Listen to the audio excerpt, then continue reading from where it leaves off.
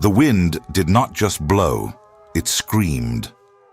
It was the 8th of February, 1899, and across the dense, unforgiving northern timberlands of Michigan, the great Arctic outbreak was executing a merciless campaign against everything that dared to hold warmth. The barometric pressure had plummeted so violently that afternoon that the local sled dogs had begun to howl hours before the first snowflake fell, sensing the atmospheric crush in their inner ears. By midnight, the temperature had collapsed to an incomprehensible 42 degrees below 0 Fahrenheit. Coupled with sustained northwesterly winds tearing through the pine canopy at 55 miles per hour, the air itself had transformed into a lethal, physical weight. To step outside and inhale deeply was to risk freezing the moisture inside the human lung. It felt like breathing ground glass. Deep in the forest, the sap trapped inside the trunks of 100-year-old white pines was freezing solid, expanding with such sudden, violent force that the massive trees were splitting open, echoing through the Blackwoods with the sharp, terrifying crack of artillery fire.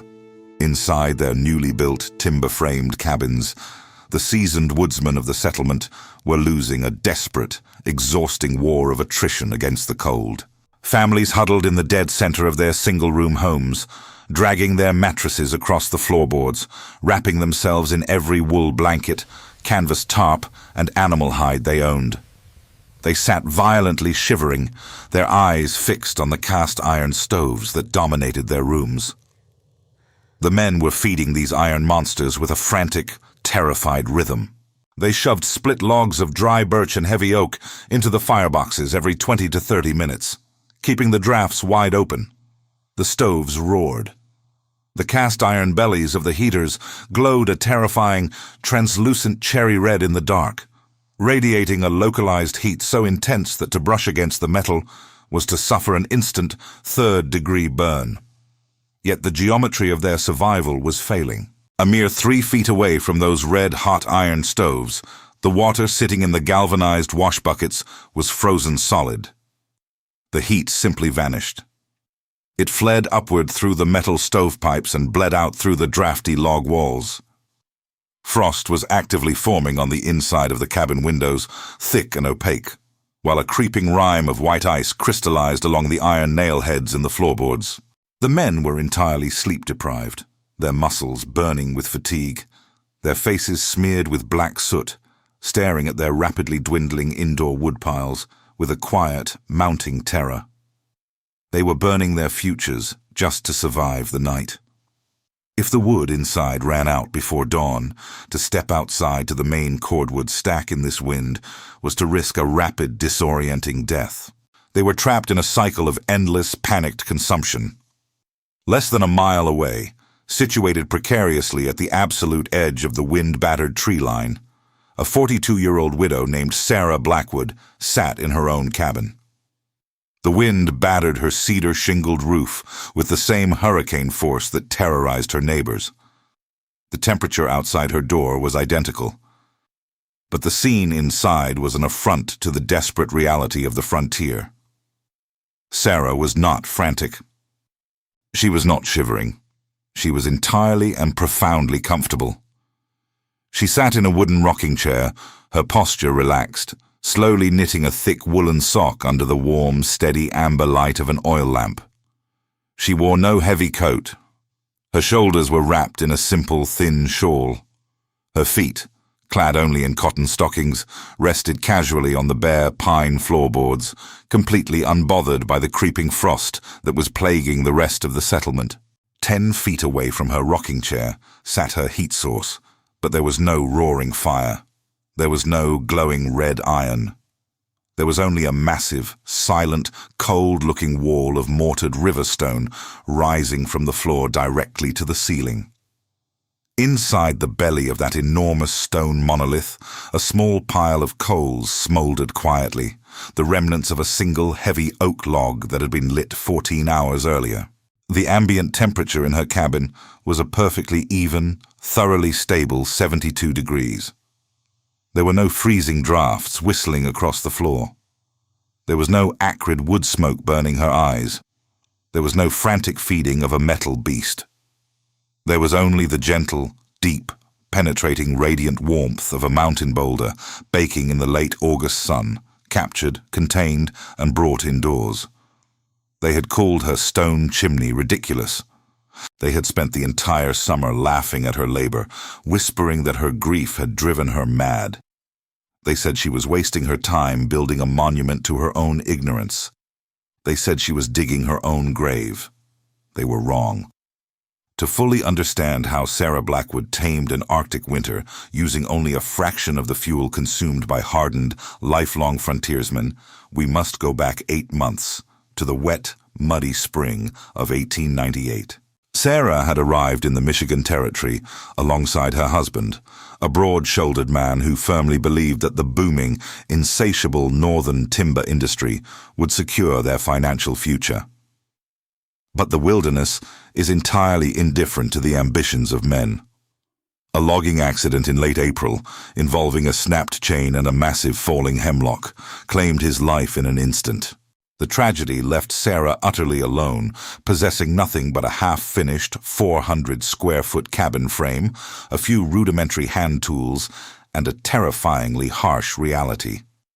The unwritten, pragmatic law of the frontier dictated very clearly what a widow in her position was supposed to do.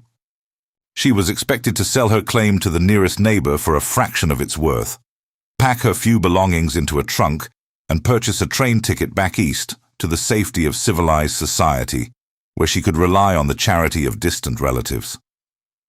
A lone woman without a grown son or a husband simply did not survive the northern winters. Sarah refused this narrative. She possessed a quiet, rigid stubbornness and intended to keep the land her husband had died trying to clear. But deciding to stay and actually surviving were two entirely different disciplines. Survival in the deep woods required an almost insurmountable amount of raw, grueling physical labor, the most critical and unforgiving of which was the gathering of winter firewood. The mathematics of frontier heating were brutal and absolute. A typical pioneer family, utilizing a standard cast iron stove, burned anywhere between 20 to 30 cords of wood in a single winter season. The volume of this requirement is difficult for the modern mind to grasp. A standard cord is a stack of tightly packed, split wood measuring 4 feet high, 4 feet wide, and 8 feet long. It contains 128 cubic feet of solid timber. Depending on the species of the tree, a single cord can weigh over 4,000 pounds. To survive the 6 months of deep cold, Sarah would need to secure at least 80,000 pounds of wood. She would have to march into the forest, fell massive trees using only a crosscut saw and an axe, buck those fallen giants into transportable lengths, drag them back to the cabin, and then spend hundreds of hours swinging a heavy steel splitting maul to process the rounds into combustible pieces. After that, she would have to carefully stack it all to dry. For a solitary woman of average build, undertaking this massive industrial operation by hand before the first snow fell was not just daunting. It was a physical and mathematical impossibility. If she tried to fight the winter using the conventional methods of her neighbors, she would fail, and she would freeze. She knew she could not win a war of brute force and endless consumption. She had to completely change the rules of engagement. Her solution was not found in the modern mail-order hardware catalogues of the era, nor was it learned from the rugged American woodsmen who surrounded her. Her solution was pulled from a distant, almost faded childhood memory. Her grandfather had been a master stonemason in the high, rugged altitudes of the Carpathian Mountains in Eastern Europe, a region notorious for relentless, suffocating winters that routinely swallowed whole villages in snow for months at a time. She remembered the massive, room-sized, whitewashed structures he painstakingly built inside the homes of the villagers. As a child, she had slept on top of one. They were not mere fireplaces. They were not simple chimneys. They were highly engineered, carefully calculated thermal batteries designed to capture and hold the very essence of fire. She resolved to build one in her Michigan cabin. But to the American pioneers surrounding her, men and women who firmly believed in the supremacy of modern, cast-iron industrialization, the widow's plan sounded like the tragic delusions of a grief-stricken mind. The skepticism began the very week in June when Sarah began laying out the footprint for her new heating structure. Her design did not call for a neat, compact brick column hugging an exterior wall, which was the standard practice. Instead, she outlined a massive, sprawling rectangular footprint directly in the dead center of her small cabin floor. The dimensions were staggering. The base was 8 feet long and 4 feet deep, and she intended to build it solid all the way up through the roof timbers. The structure would utterly consume nearly 80 square feet of her precious, highly limited living space. It was a full 16% of her entire home, dedicated to a pile of rocks. The first neighbor to voice his heavy-handed concern was Thomas Miller, the local sawmill operator. Miller was a strict pragmatist, a man who viewed the world entirely through the lens of efficiency, board feet, and labor hours. He walked over to her property one humid afternoon, watching her struggle to haul heavy river rocks from the creek bed in a wooden wheelbarrow. He shook his head, his face a mask of pity and frustration. He told her she was tragically wasting the critical, fleeting summer months. Every single hour she spent digging up wet river mud and stacking useless stones was an hour she was not in the woods felling timber and cutting winter wood. He argued passionately that cold weather survival was purely a game of fuel volume. It didn't matter what kind of box you burned the wood in, he insisted, as long as you had enough wood to keep it burning. An ugly, oversized pile of wet rocks wouldn't save her when the November blizzards arrived. He pointed to his own massive, towering wood piles as the only true proof of security. Following closely behind Miller's economic warnings came Reverend Silas Ward, a man who represented the educated, structural authority of the era.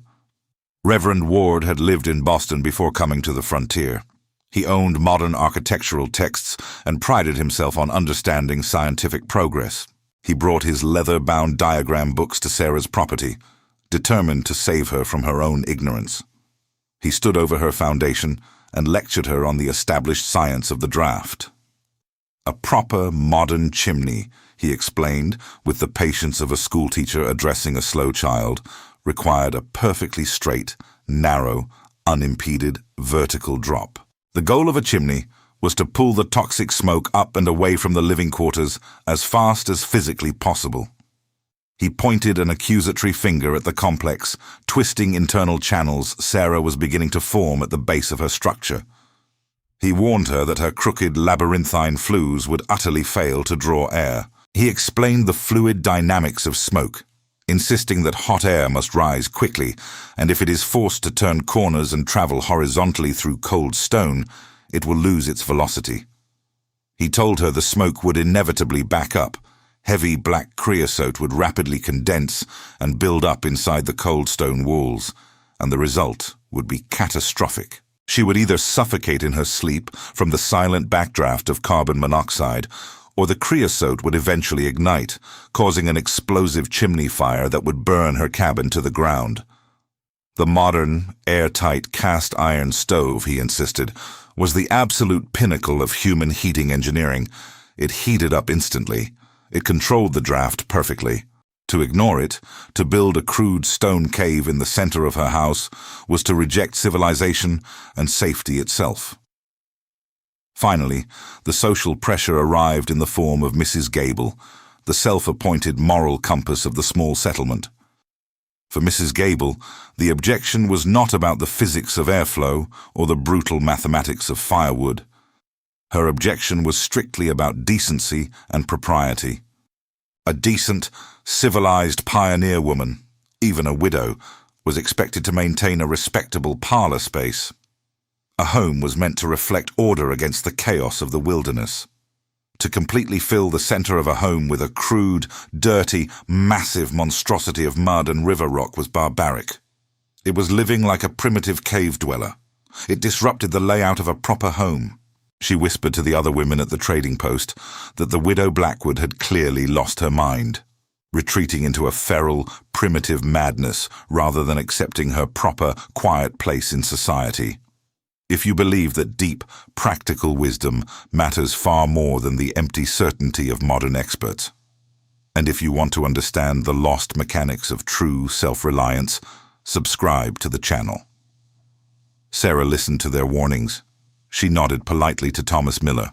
She offered Reverend Ward a cup of water. She smiled faintly at Mrs. Gable, and then she went right back to hauling stone. But the labor required to build her vision was unimaginably brutal, testing the absolute limits of her physical endurance and her sanity. From the second week of June through the first frost of October, her life was a continuous, unbroken cycle of physical agony. She could not simply use any stone she found. She needed incredible, dense thermal mass. Sandstone was too porous, filled with microscopic pockets of air that acted as insulation, blocking the transfer of heat. Limestone was entirely out of the question. Under the intense direct heat of a firebox, limestone would calcine, chemically breaking down and crumbling into powder, leading to a catastrophic structural collapse. She required dense, heavy, volcanic and metamorphic rock. She needed solid basalt, dark granite, and the heaviest, most tightly compressed river stones she could find. Every single stone had to be manually pried from the cold, rushing water of the creek bed.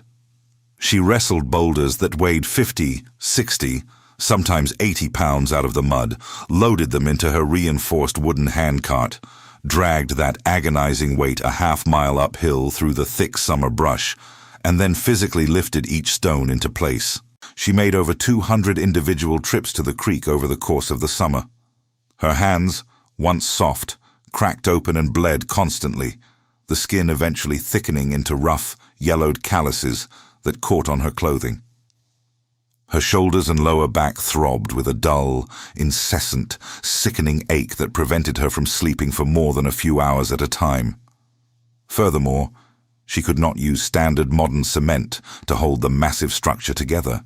Portland cement, the miracle mortar of the modern age, was entirely rigid.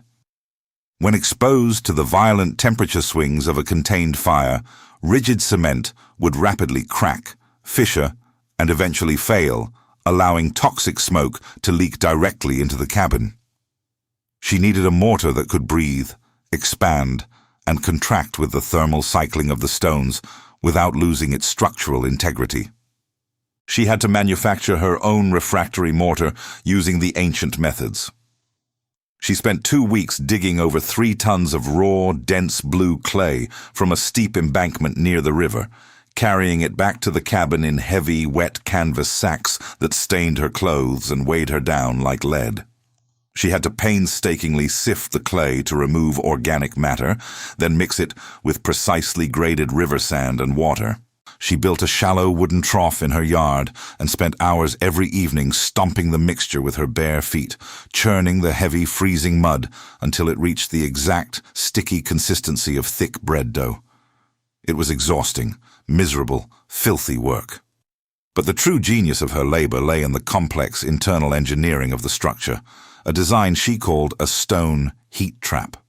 To understand why her neighbors thought she was crazy, you must understand the fundamental, fatal flaw of the modern iron stoves they so deeply worshipped. Standard iron stoves and traditional open fireplaces operate on a principle of continuous, rapid, convective heat transfer. When you build a fire in a thin-walled iron stove, the metal heats up almost instantly and aggressively radiates that heat out into the air of the room. This feels immediately comforting. But metal, by its very chemical nature, has virtually no thermal mass. It cannot store energy. The absolute second the fire inside the stove burns down and goes out, the metal goes ice cold. Because the heat is transferred primarily to the air inside the cabin, the warmth is incredibly fragile. Air is a terrible battery for heat. It loses its energy rapidly. Worse, the very mechanics of an iron stove create a system that constantly fights against itself. To keep a fire burning hot enough to heat the iron, the stove must constantly draw massive amounts of oxygen from the room. It sucks the warm, conditioned air out of the cabin, feeds it to the fire, and then violently propels that heated exhaust straight up the metal stovepipe and out into the freezing sky. To replace the massive volume of air being sucked out the chimney, the laws of atmospheric pressure force the cabin to pull in freezing, sub-zero outdoor air through every tiny crack, crevice, and poorly sealed window frame in the home. A hot, roaring iron stove is essentially a massive vacuum cleaner, constantly pulling freezing drafts across the floorboards. It is a terrifyingly inefficient engine that wastes 90% of the energy locked inside the wood. Sarah's ancient design completely inverted this entire thermodynamic process. Instead of a large, thin metal box designed to hold a massive, continuous fire, she built a remarkably tiny, heavily insulated firebox at the base of her stone monolith. She lined this inner sanctum with the most heat-resistant, flawless granite stones she could find, coating them in a thick layer of her clay slip. This firebox was astonishingly small, barely 18 inches wide and 2 feet deep. It could only hold 3 or 4 split logs at a time. But the magic of the mechanism was not in the firebox. It was in the massive, hidden architecture that occurred above it. Instead of a straight, vertical pipe leading directly to the roof, which Reverend Ward had vehemently insisted upon, Sarah built a complex, twisting labyrinth deep inside the core of the 10-ton stone monolith. She constructed 3 distinct, massive horizontal chambers, zigzagging back and forth, heavily baffled channels that forced the air to travel in a long serpentine path before finally reaching the vertical exit pipe at the very top of the structure. The physical principles governing this design were elegantly simple, yet profoundly foreign to the American frontier. When you burn dry wood incredibly fast, with the drafts wide open and an abundance of oxygen, the wood burns with maximum chemical efficiency. It reaches temperatures exceeding 1,500 degrees Fahrenheit. At this extreme temperature, the fire consumes its own smoke. It burns the volatile gases, the tars, and the creosote before they can ever condense. It is a perfectly clean, ferociously hot burn. However, that rapid, violent burn creates exhaust gases that are well over 1,000 degrees. In a normal iron stove, that intensely valuable heat is immediately lost to the sky, a plume of wasted energy disappearing into the clouds. In Sarah's stone trap, that searing 1,000-degree exhaust was violently forced to travel horizontally through the intricate maze of dense, cold stone channels. As the turbulent, superheated gases scrubbed relentlessly against the millions of tiny, jagged edges inside the rock flues, the kinetic energy of the heat was literally stripped from the air and absorbed directly into the heavy mass of the stone. The exhaust was forcibly cooled as it traveled its tortuous path. By the time the air finally reached the top of the masonry chimney and exited the roof, it had been stripped of nearly all its thermal energy. The exhaust leaving Sarah's roof was barely a lukewarm, white vapor hovering around 150 degrees.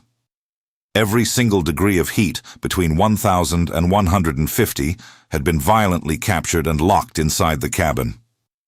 The massive stone monolith acted as a giant, 10-ton thermal sponge. It soaked up the intense, brutal heat of a very short, very violent fire and stored it deep within its mineral core.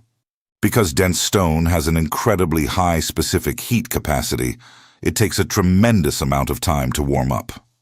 But crucially, it takes an equally tremendous amount of time to cool down. It operates on the principle of radiant heat, not convective heat. Radiant heat travels in invisible waves, much like light from the sun. It does not heat the air. It heats the solid objects in the room, the floorboards, the furniture, the plaster, and the human skin. It is a deep, penetrating, utterly stable warmth that cannot be blown away by a draft. But building this labyrinth required terrifying precision and structural engineering. If she built the internal channels too narrow, the friction of the stone would overcome the thermal draft, the smoke would fail to rise, and Reverend Ward's dire prediction of asphyxiation would come true.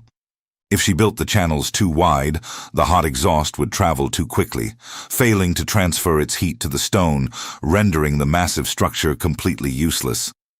Furthermore, the physical weight of the structure was a constant looming threat. She was stacking roughly 12,000 pounds of stone in the center of a wooden floor. If the stones bridging the wide horizontal gaps inside the labyrinth were not supported with exact geometric precision, the intense thermal expansion of the first fire could cause the internal arches to fail.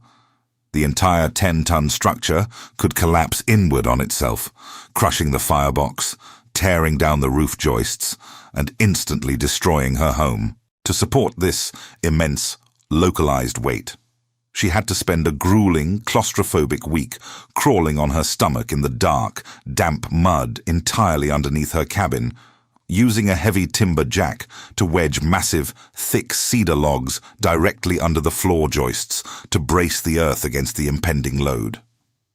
As October arrived and the first bitter frosts began to harden the mud in the yard, the physical and psychological toll nearly broke her.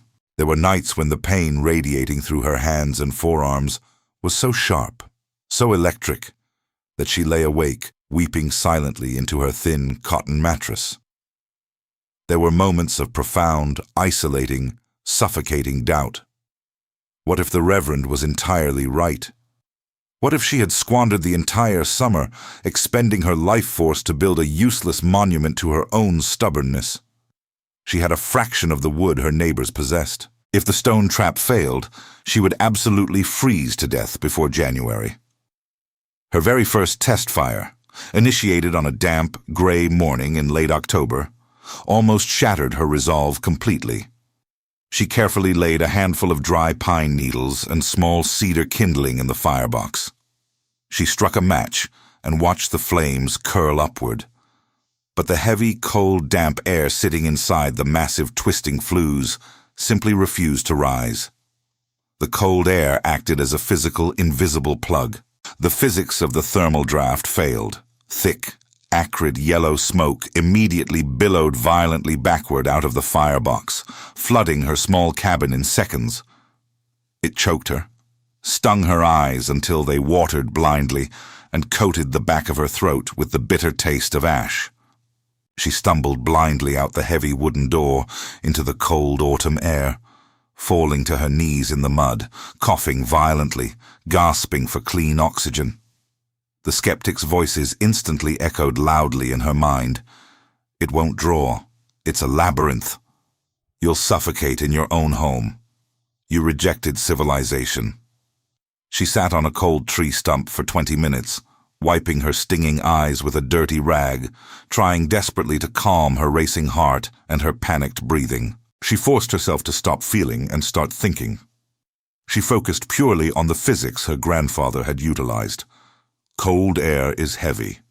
Hot air is buoyant. The twisting channels were currently filled with hundreds of pounds of heavy, stagnant, cold air. A small fire at the bottom didn't have the thermodynamic strength to push that heavy plug all the way through the maze. She didn't need a bigger fire. She needed to prime the draft. She walked slowly back into the smoke-filled cabin, keeping low to the floor where the air was marginally clearer. During the construction of the massive base, she had purposefully built a tiny 6-inch cast-iron clean-out door at the very bottom of the final vertical section of the chimney, far past the horizontal maze. She opened this small iron door, reaching directly into the base of the main updraft. She took a single sheet of newspaper, twisted it tightly into a long torch, lit the end, and shoved it high up into the vertical column. The paper flared violently. Because this heat was introduced past the maze, pointing straight up the clear vertical pipe, it shot upward instantly. The intense, sudden burst of heat broke the stagnation. It aggressively pushed the heavy cold plug out the top of the chimney. This upward movement created a sudden, powerful vacuum at the bottom of the structure. Sarah quickly closed the iron clean-out door and moved to the front firebox, striking another match and tossing it onto the smoky kindling. This time, the reaction was instantaneous and terrifying. A low, deep, powerful rumbling sound, like a distant freight train, echoed from deep within the heavy stones. The draft caught. The vacuum pulled the smoke violently inward, sucking the flames horizontally into the dark throat of the labyrinth with the force of a small, contained jet engine. The heavy, cold stone began, ever so slowly, to absorb the fire. The system was alive.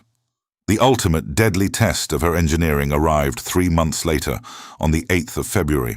The great Arctic outbreak descended upon the Dakotas, Minnesota, and the Michigan Territory, with a suddenness and ferocity that caught even the native tribes and the oldest trappers off guard. The sky did not simply turn gray. It turned a bruised, sickly, violent purple by mid-afternoon. The barometric pressure dropped so rapidly that the sudden change caused physical pressure headaches in the men working the timberlines. The birds vanished. The woods fell entirely, ominously silent. And then, the front hit like a physical wall of moving ice. It brought absolute whiteout conditions, erasing the landscape in a blinding, tearing fury of driving snow. By nightfall, the temperature plummeted past -40.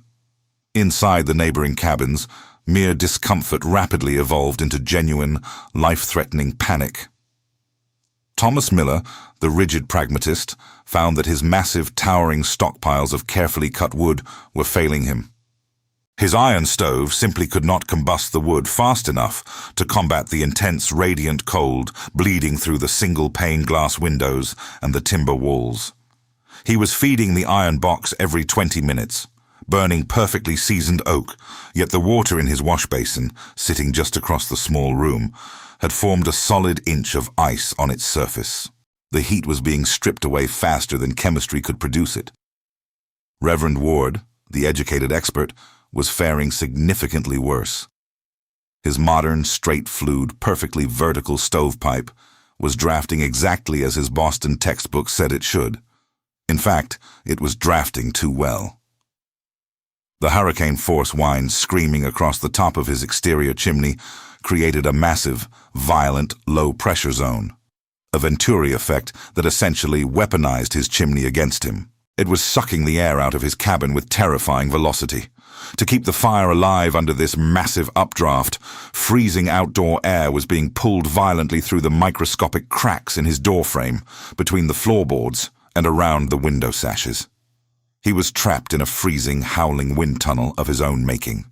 By midnight, families across the settlement were desperately breaking apart their own wooden furniture, chairs, tables, spinning wheels, to feed the iron beasts, absolutely terrified to fall asleep lest the fire die for even an hour, knowing the cold would claim them in the dark.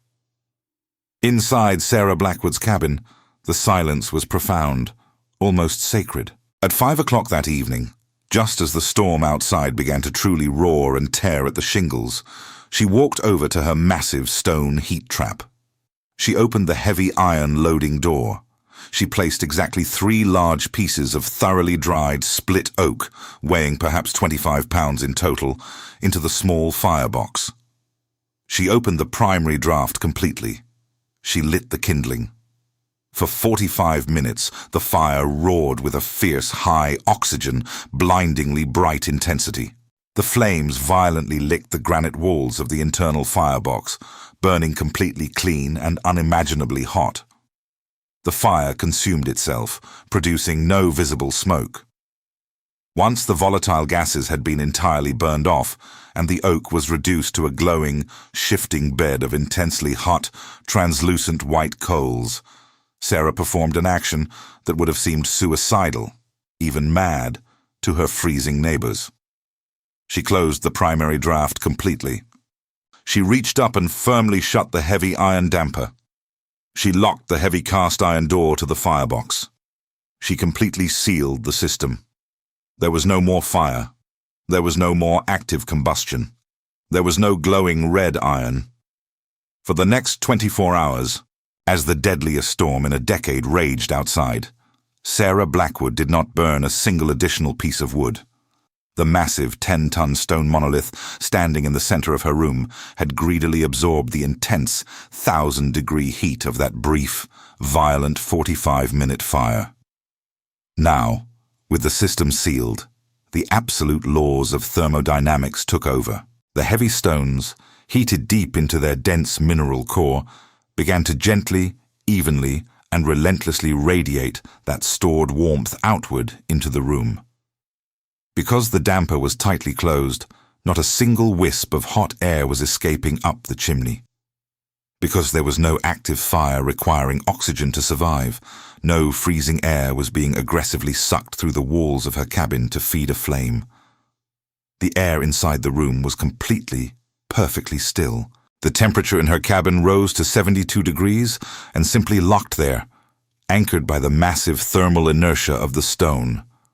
The monolith acted as an impenetrable thermal shield against the collapsing temperatures outside. While the wind howled and tore at the trees, snapping massive branches like dry twigs in the freezing dark, Sarah sat in her chair, knitting her sock. When she finally went to bed, she slept deeply and soundly beneath a single simple quilt, bathed in the soft, invisible, radiant glow of the heated stone. By noon the following day, the violent winds of the storm had finally broken, leaving behind a deadly, crystalline, silent cold. The air remained at -30 degrees, the sky a harsh, blinding blue, the air completely still. Pure, desperate panic drove Thomas Miller from his cabin. He was wrapped in 3 layers of heavy canvas and stiff wool, his face already showing the pale, waxy signs of frostbite on his cheekbones. He waded through waist-deep snowdrifts, his breathing ragged, coming to check on the widow Blackwood. He was entirely certain he would find a frozen, rigid corpse. He expected to have to force open a door swollen with ice and step into a cabin that felt like a crypt. He pounded a heavy, mittened fist on her thick timber door. When Sarah opened it, Miller physically stumbled backward, losing his footing in the snow. It was not the sight of her alive that shocked him. It was the physical, undeniable wall of heavy summer heat that rolled aggressively out of the open doorway and hit his freezing, wind-burned face. It was soft, heavy, penetrating heat. He stared past her small frame, peering into the cabin. There was no fire burning. There was no frantic activity. The cabin was immaculately clean. The air smelled of dried herbs, warm pine, and baked clay, completely lacking the choking, metallic, burnt iron tang of an overfired, desperate stove.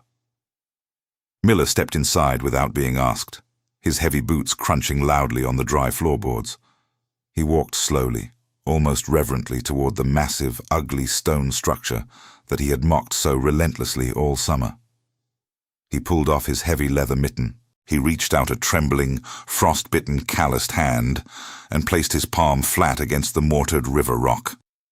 The stone was deeply, radiantly, almost shockingly hot to the touch. It felt like a living creature. He looked down at the tiny, neat pile of wood sitting next to the hearth. He looked back at the stone. He realized with a crushing wave of humility that she had burned significantly less wood in 24 hours than he had burned in 2. Within an hour, Reverend Ward and Mrs. Gable had also abandoned their freezing, desperate homes, trudging silently through the deep trenches in the snow to the widow's cabin. They sat on her simple wooden chairs, peeling off their heavy, frost-covered coats, staring in absolute stunned silence at the massive dirt and river rock monstrosity that dominated the center of the room. Reverend Ward did not speak a single word about modern architectural texts or straight flues. Mrs. Gable did not utter a single whisper about parlor propriety or civilized layouts. They simply leaned their exhausted bodies toward the silent, radiating stone, closing their eyes, soaking the deep, life-saving heat into their freezing bones. They survived the rest of that deadly week sleeping peacefully on Sarah Blackwood's floorboards. when the spring thaw finally broke the icy grip of the winter of 1899. A quiet, profound shift occurred in the culture of the small settlement.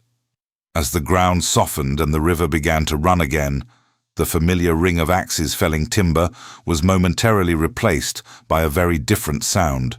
It was the heavy, rhythmic sound of iron picks and steel shovels working in the wet creek bed. Thomas Miller was the very first man to dismantle his expensive modern cast iron stove, dragging it unceremoniously out into the muddy yard to rust. He spent the entire month of May hauling heavy river rock in a wheelbarrow.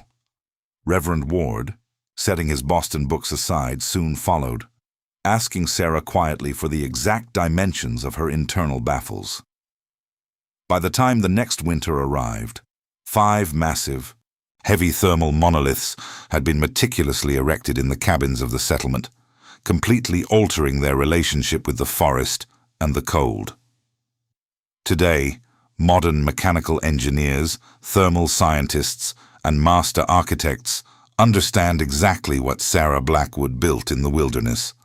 They call it a contraflow masonry heater, a Russian fireplace, or a thermal mass stove. They utilize highly complex thermodynamic equations to carefully calculate the exact specific heat capacity of various dense materials, and they use computer models to determine the optimal velocity of exhaust gases as they travel through a labyrinthine flue.